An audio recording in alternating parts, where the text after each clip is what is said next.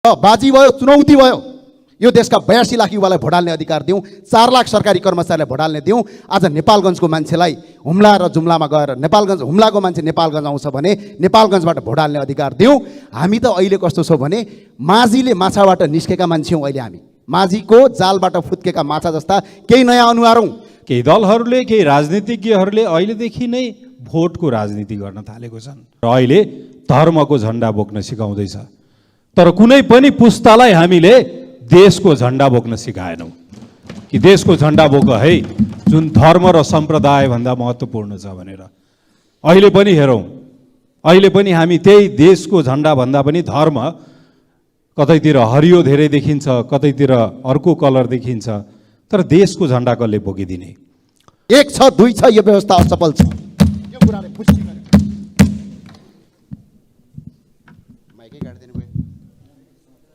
Mic छ।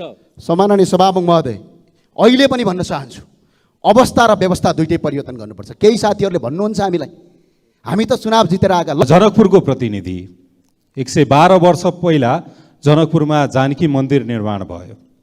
मुगल शैलीमा निर्मित त्यो जानकी मन्दिर निर्माण गर्नलाई त्यसको सहयोग टिकमगढको राज्यबाट भयो भने निर्माण कार्य गर्नको लागि भारतबाट केही मुस्लिमहरू आए।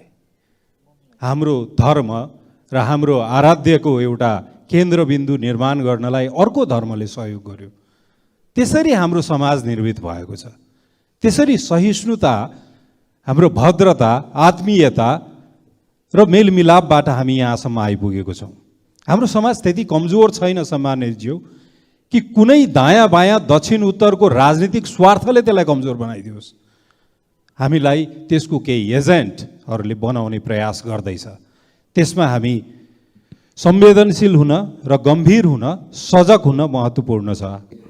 एउटा किसानले फुल रोप्छ, यानि कि यो फुल चाहिँ एक दिन मकक्क फुल्नेछ, ढकमक्क हुनेछ र सुगन्धित हुनेछ भनेर।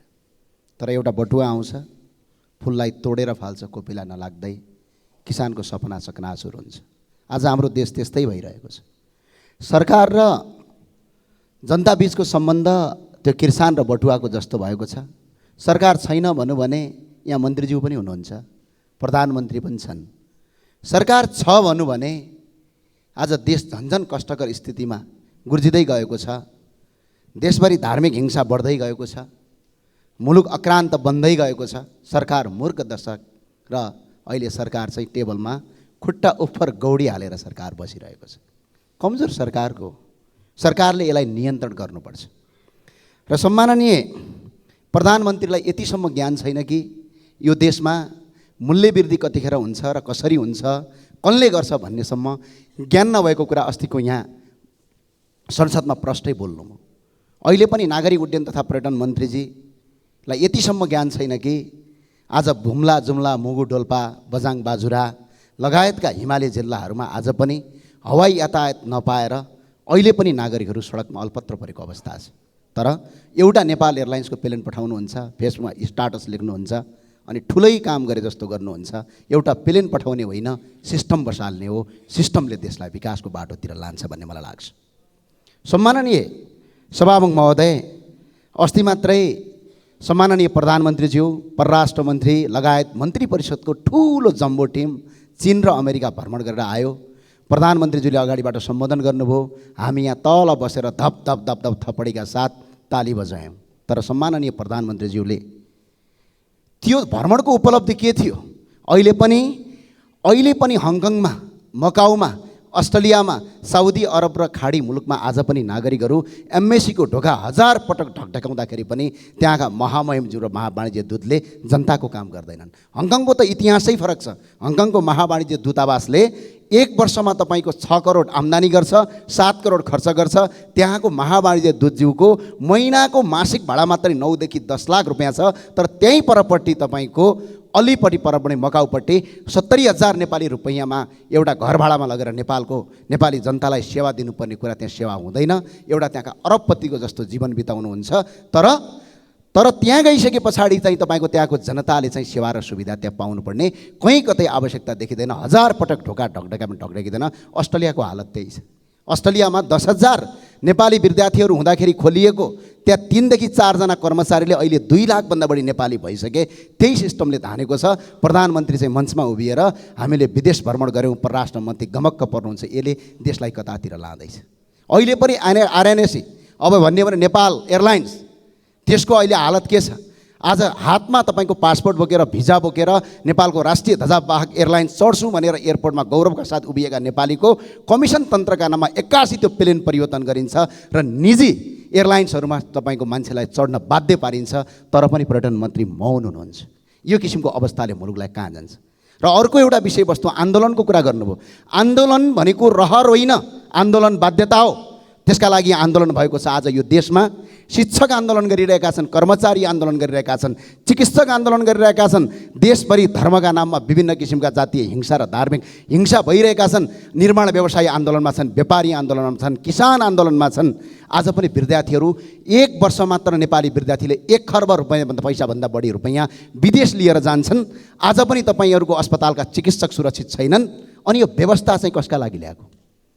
नयाँ युवाहरू खुसी छन्। यदि युवाहरू यदि व्यवस्थामा खुसी भए आज 82 लाख युवाहरू अर्काको देशमा काम गर्दैनथे। यदि सुरक्षाकर्मी खुसी छन् भने आज 1 वर्षमा 12,000 भन्दा बढी सुरक्षाकर्मीले आफ्नो जागिरबाट राजीनामा दिएर दुवै कतारमा सेक्युरिटी गार्डको काम गर्न बाध्य छन् भने यो व्यवस्था न किसानका लागि, न विद्यार्थीका लागि, न शिक्षकका लागि, न युवाका लागि, न जनताका लागि त यो व्यवस्था 275 जना यी सांसद, 8 सम्म गरेर 884 जना सांसद र 36,000 जनप्रतिनिधिका लागि मात्रै उत्तम छ।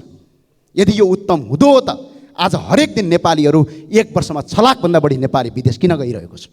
यदि यो व्यवस्था उत्तम हुँदो हो त चितवनकी बिनु रायमाझी, टिकापुर हत्याकाण्डकी तपाईँको शारदा कडायत, गोर्खाकी गङ्गामाया अधिकारी र नेपालगञ्जकी भर्खरै भारती मानन्दहरू सर्वोच्च अदालतको अगाडि उभिएर एउटा नेपालकी चेली, हामीले देवी भनेर पूजा गर्ने चेली आँखाबाट आँसु बरबर झार्दै बेहोस हुनुपर्ने अवस्था हुन्थेन।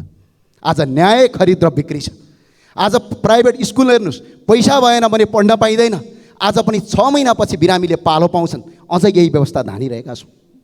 यो व्यवस्था असफल छ। 1 छ 2 छ, यो व्यवस्था असफल छ। यो कुराले पुष्टि गर्यो। माइकै काट्दिनु भयो। माइक छ। सम्माननीय सभामुख महोदय, अहिले पनि भन्न चाहन्छु, अवस्था र व्यवस्था दुइटै परिवर्तन गर्नुपर्छ। केही साथीहरूले भन्नुहुन्छ हामीलाई, हामी त चुनाव जितेर आएका, ल बाजी भयो, चुनौती भयो, यो देशका 82 लाख युवालाई भोट हाल्ने अधिकार दिउँ, 4 लाख सरकारी कर्मचारीलाई भोट हाल्ने दिउँ। आज नेपालगञ्जको मान्छेलाई हुम्ला र जुम्लामा गएर नेपालगञ्ज हुम्लाको मान्छे नेपालगञ्ज आउँछ भने नेपालगञ्जबाट भोट हाल्ने अधिकार दिउँ। हामी त अहिले कस्तो छौँ भने माझीले माछाबाट निस्केका मान्छे हौँ। अहिले हामी माझीको जालबाट फुत्केका माछा जस्ता केही नयाँ अनुहार हौँ। ती सबैलाई भोट हाल्ने दिउँ। आज बहुमत छ भन्ने मान्छेको अल्पमत हुन्छ, आज अल्पमत भएको मान्छेको बहुमत हुन्छ अनि देश सही बाटोमा अगाडि बढ्छ। निर्वाचनबाट कार्यकर्ता बिचमा चुनाव गराएर अनि बहुमत र अल्पमतको कुराहरू। सरकार 3 प्रकारका छन्। बझाङमा भुइँचालो भूकम्प गएर आज अल्पत्र परेको अवस्था छ। सरकार 2 दिनपछि डिसिजन गर्छ कि हामी अब त्यहाँ निर्माण सामग्री पठाउने। अनि आज सरकारले काम नगरेका कारणले गर्दा आज तपाईँहरूको राजनीतिक दलका मान्छेहरू, पत्रकारहरू, अभियन्ताहरू गएर आज त्यहाँ उद्धार गर्नुपर्ने अवस्था देखेको छ। यदि त्यो हो भने हामीले सरकारलाई चाहिँ यो अरबौँको राजस्व चाहिँ केका लागि तिरिरहेका छौँ? सिर्फ कुर्सीमा बस्नका लागि?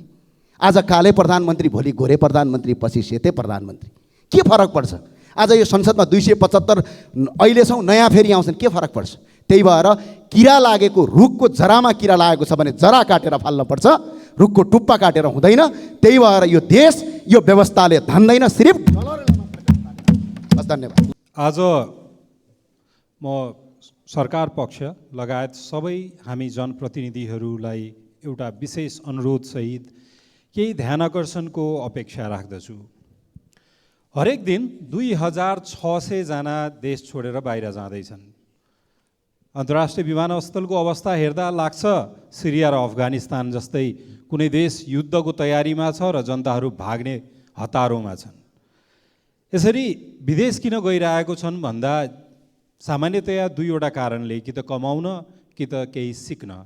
तर हाम्रो तेस्रो डरलाग्दो कारण देखिन्छ पलायन हुन, र त्यो डरलाग्दो कारण हो। अन्तर्राष्ट्रिय विमानस्थलको अवस्थाले हामीलाई विभिन्न सञ्चार माध्यममा पनि देख्छौँ, त्यो दुःखलाग्दो तस्बिरहरू देखिरहेको हुन्छौँ। प्रत्येक दिन 4वटा उद्योग बन्द हुँदैछ। प्रत्येक दिन 19 जना नेपालीले आत्महत्या गरिरहेको छ। र यसरी खाद्यान्नको मूल्य अनियन्त्रित छ। चाडपाडको बेलामा मूल्य अभिवृद्धि भइराखेको छ अनपेक्षित रूपमा। यस्तो अवस्थामा हाम्रो देशको केही भूभागहरू हामी धर्मको लडाइँ गर्दैछौँ। साम्प्रदायिक दङ्गा निम्त्याउने प्रयासहरू हुँदैछ। त्यहाँ केही दलहरूले, केही राजनीतिज्ञहरूले अहिलेदेखि नै भोटको राजनीति गर्न थालेको छन् र त्यो कसैको लागि पनि फाइदाजनक हुने छैन। हो, केही क्षण कुनै स्वार्थ समूह, केही राजनीतिक समूहको स्वार्थले केहीलाई क्षणिक फाइदा देला, तर आउने सन्ततिले के पाउँछ, आउने पुस्ताले के पाउँछ? केही वर्ष यो देशमा हामीले दलको झन्डा बोक्यौँ, त्यसपछि हामीलाई सम्प्रदायको झन्डा बोक्न सिकायो र अहिले धर्मको झन्डा बोक्न सिकाउँदैछ। तर कुनै पनि पुस्तालाई हामीले देशको झन्डा बोक्न सिकाएनौँ कि देशको झन्डा बोक है, जुन धर्म र सम्प्रदायभन्दा महत्त्वपूर्ण छ भनेर। अहिले पनि हेरौँ, अहिले पनि हामी त्यही देशको झन्डाभन्दा पनि धर्म, कतैतिर हरियो धेरै देखिन्छ, कतैतिर अर्को कलर देखिन्छ, तर देशको झन्डा कसले बोकिदिने? म जनकपुरको प्रतिनिधि। 112 वर्ष पहिला जनकपुरमा जानकी मन्दिर निर्माण भयो। मुगल शैलीमा निर्मित त्यो जानकी मन्दिर निर्माण गर्नलाई त्यसको सहयोग टिकमगढको राज्यबाट भयो भने निर्माण कार्य गर्नको लागि भारतबाट केही मुस्लिमहरू आए। हाम्रो धर्म र हाम्रो आराध्यको एउटा केन्द्रबिन्दु निर्माण गर्नलाई अर्को धर्मले सहयोग गर्यो। त्यसरी हाम्रो समाज निर्मित भएको छ। त्यसरी सहिष्णुता, हाम्रो भद्रता, आत्मीयता र मेलमिलापबाट हामी यहाँसम्म आइपुगेको छौँ।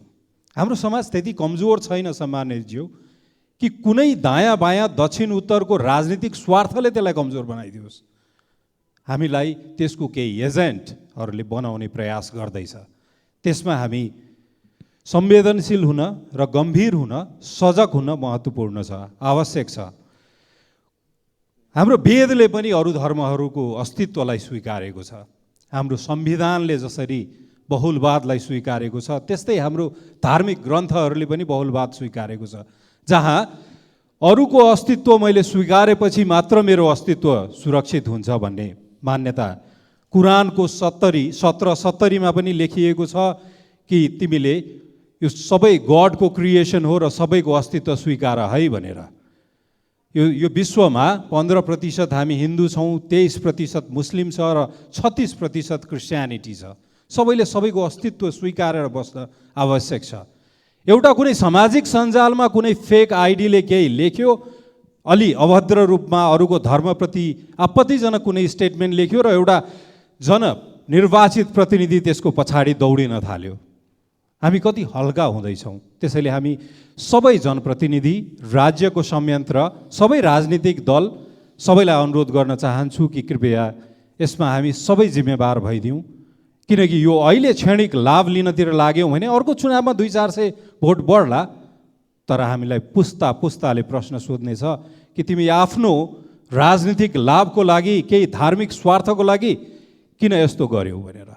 सन् 2005 देखि 2009सम्म भारतमा भएको दङ्गाले देखाउँछ औसतमा दिनमा 130 जनाको मृत्यु हुन्थ्यो। कि हामी त्यो समाज चाहन्छौँ? विश्वमा आजसम्म युद्धले जति धेरै मान्छे मरेछ त्योभन्दा धेरै धार्मिक द्वन्द्वले मरेको छ भनेर तथ्याङ्क देखाउँछ। हामी त्यो समाज चाहन्छौँ? चाहँदैनौँ भने यहाँ उपस्थित सबैजना सहकर्मी, सहयात्री र जनप्रतिनिधिलाई अनुरोध छ, हामी सजग भइदिउँ, हामी जिम्मेवार भइदिउँ र त्यो स्वार्थबाट हामी अलग्गिएर समाजलाई एउटा सहिष्णुता, एउटा मेलमिलाप र भाइचाराको व्यवहारतिर हामी अगाडि बढाउनलाई सहयोग गरौँ। धन्यवाद।